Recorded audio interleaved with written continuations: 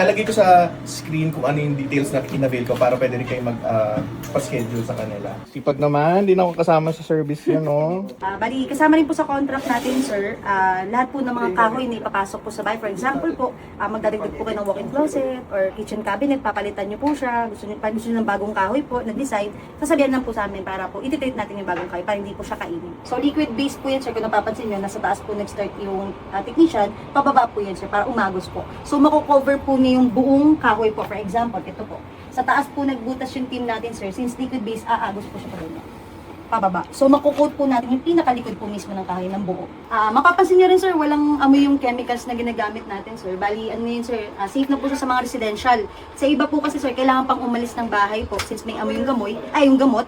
Pero sa amin po, sir, odorless and non-toxic. Kasi po na may tao during and after the treatment po. Since electrical po yung nasa loob, hindi po tayo pwede maglagay ng liquid. Diyan po natin pinapasok yung gamot po. Parang, since isa po yun sa entry points ng anay po. So, yan sir, yung ginagawa naman po ng team natin is yung surface spraying po. Para po yan sa ipis, langgam, garapata, or any crawling insects po. So, yan dyan kasi sir, yan pa, lalo na yung CR, yung drainage niyan, dyan po napasok yung mga ipis, yung mga yan.